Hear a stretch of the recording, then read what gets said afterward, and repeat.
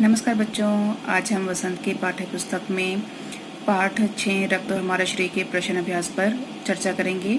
सबसे पहला प्रश्न है, रक्त के बहाव को रोकने के लिए क्या करना चाहिए। यानी जब शरीर के किसी अंग पर चोट लग जाती है तो उसमें से खून का बहना शुरू हो जाता है, तो उस खून के बहाव को रोकने के लिए क्या करना चाहिए। चलिए आइए इसका उत्तर देखते हैं। इसका उत्तर पृष्ठ संख्या 38 पर दिया गया है। अब उत्तर है, रक्त के बहाव को रोकने के लिए चोट के स्थान पर कसकर एक साफ कपड़ा बांध देना चाहिए, क्योंकि दबाव पड़ने से रक्त का बहना कम हो जाता है, जो उस व्यक्ति के लिए काफ़ी लाभप्रद सिद्ध हो सकता है। फिर घायल व्यक्ति को जो है डॉक्टर के पास ले जाना चाहिए, क्योंकि जब बेटा हम देखते हैं कि जब हमारे शरीर पर किसी अंग पर जो चोट लग जाती है तो खून एकदम तेज़ी से बहना शुरू हो जाता है। अगर हम वहाँ पर कोई भी चीज़ कसकर बांध दें तो उससे क्या होता है, दबाव पड़ता है। तो दबाव पड़ने से जो है खून बहना बंद हो जाता है, यानी उसका दबाव पड़ने से क्या होता है, खून का बहाव जो है कम हो जाता है। तो उसके बाद जो है हमें डॉक्टर के पास उसे ले जाना चाहिए। चलिए आइए अब हम दूसरा प्रश्न देखते हैं। खून को भानुमति का पिटारा क्यों कहा जाता है। बेटा आप पाठ पढ़ चुके हैं तो आप इसका उत्तर आसानी से दे सकते हैं कि खून को भानुमति का पिटारा क्यों कहते हैं। तो चलिए इसका उत्तर देखते हैं। इसका उत्तर है, भानुमति का पिटारा हिंदी में एक लोकोक्ति है, जिसका अर्थ है कि एक पिटारे में कई तरह की वस्तुएं होना। खून को भानुमति का पिटारा कहने का अर्थ यह है कि खून में बहुत सारी चीज़ें हैं। मुख्य तौर पर इसके दो भाग होते हैं। एक भाग वह है जो तरल है, जिसे हम प्लाज्मा कहते हैं। दूसरा भाग वह है जिसमें छोटे बड़े कई तरह के कण होते हैं, कुछ लाल, कुछ सफ़ेद और कुछ ऐसे जिनका कोई रंग नहीं, जिन्हें बिंबाणु कहते हैं। ये कण जो है प्लाज्मा में तैरते रहते हैं। तो बेटा इस प्रकार रक्त की बूंद में इतनी सारी चीज़ें समाहित होने के कारण मिली होने के कारण जो है इसे भानुमति का पिटारा कहा जाता है। चलिए तीसरा प्रश्न है, एनीमिया से बचने के लिए हमें क्या क्या खाना चाहिए। यानी कि खून की कमी से बचने के लिए हमें भोजन में क्या क्या चीज़ें शामिल करनी चाहिए। चलिए इसका उत्तर देखते हैं। इसका उत्तर पृष्ठ संख्या 36 पर दिया गया है।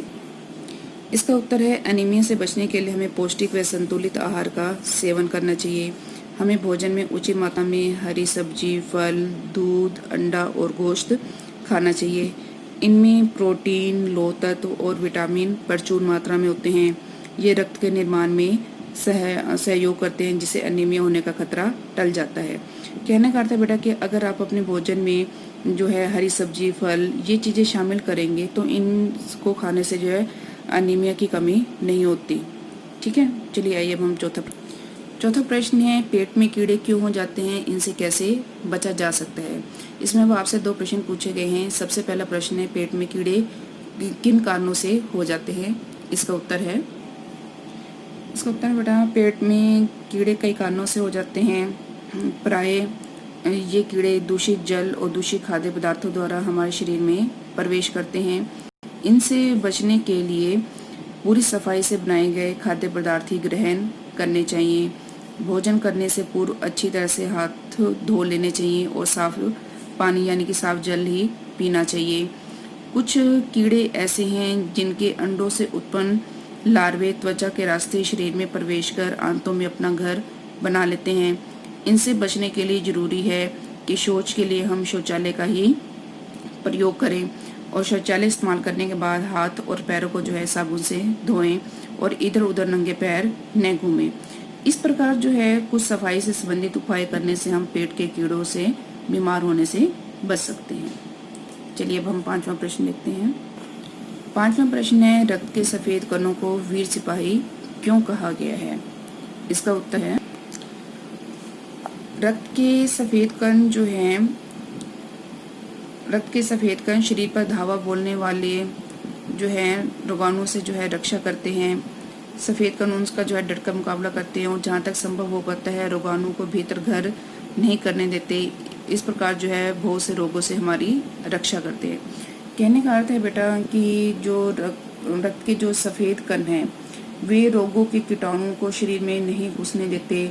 जहाँ तक संभव हो सकता है रोगी कीटाणुओं की जो है कार्य क्षमता, जो कार्य करने की उनकी जो क्षमता है उसको शिथिल कर उनसे जो है डट कर मुकाबला करते हैं। इस पर वे बहुत से रोगों से हमारी सिपाही के समान जो है रक्षा करते हैं। ठीक है, चलिए अब हम छठा प्रश्न देखते हैं। छठा प्रश्न है, ब्लड बैंक में रक्तदान करने से क्या लाभ है। आप जानते हैं ना कि ब्लड बैंक में रक्तदान करने से क्या लाभ है। अगर ब्लड बैंक में रक्तदान करेंगे तो ज़रूरतमंद व्यक्ति को रक्त उपलब्ध हो जाएगा। तो इसका उत्तर आप इस प्रकार से लिखेंगे, ब्लड बैंक में दान किए गए रक्त को शुद्ध करके आपातकालीन स्थिति के लिए सुरक्षित रखा जाता है। किसी भी व्यक्ति को रक्त की आवश्यकता पड़े तो उसके लिए संबंधित रक्त समूह का रक्त ब्लड बैंक से लिया जा सकता है। इससे मरीज का जीवन जो है समय रहते बच सकता है।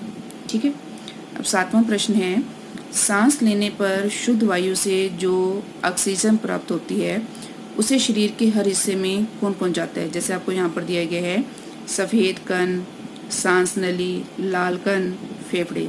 तो इसका उत्तर होगा, सांस लेने पर शुद्ध वायु से जो ऑक्सीजन प्राप्त होती है उसे शरीर के हर हिस्से में लाल कण पहुंचाते हैं। ठीक है बेटा, अब आशा करती हूँ कि आपको ये प्रश्न उत्तर अच्छी प्रकार से समझ आ गए होंगे।